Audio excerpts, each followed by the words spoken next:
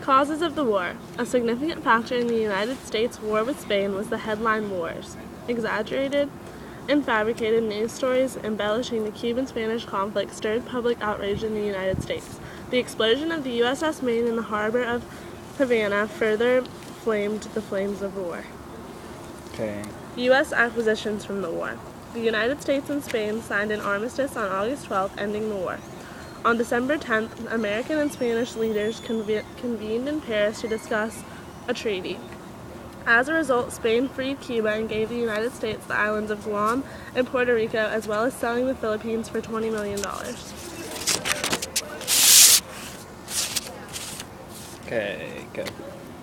Jose Marti. Jose Marti was a Cuban political activist. His main goal was for Cuba to gain independence from Spain.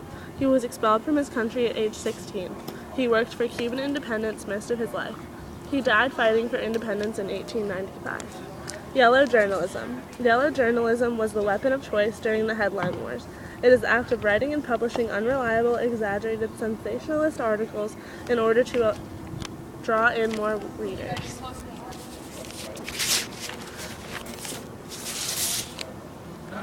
Hearst and Pulitzer. William Randolph Hearst and Joseph Pulitzer were the driving forces that fueled the headline wars. They were both newspaper tycoons. Hearst reportedly told one artist, Frederick Remington, "You publish the pictures and I'll furnish the war." Philippines. On April 30th, 1898, the American fleet invaded the Philippines. They opened fire on the Spanish fleet in Manila and were victorious within hours.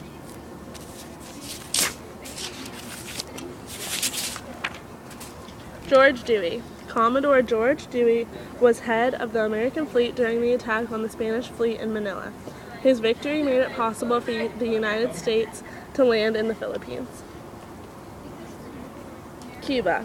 In the Caribbean, hostilities began with a naval blockade of Cuba.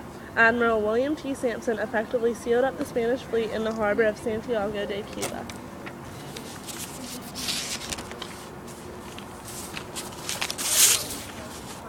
Rough Riders. American forces landed in Cuba in June 1898 and began to converge on the port city of Santiago. The army of 17,000 included 4 African-American regiments of the regular army and the Rough Riders, a volunteer cavalry under the command of Leonard Wood and Theodore Roosevelt. Spanish fleet. 2 days later, the Spanish fleet tried to escape the American blockade of the harbor at Santiago. The naval battle that followed along the Cuban coast ended in the destruction of the Spanish fleet. On the heels of this victory, American troops invaded Puerto Rico on July 25th.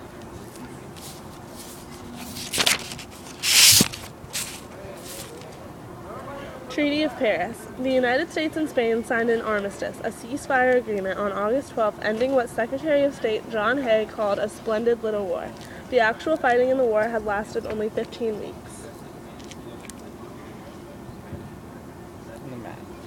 The United States soon took over Hawaii, Cuba, and the Philippines.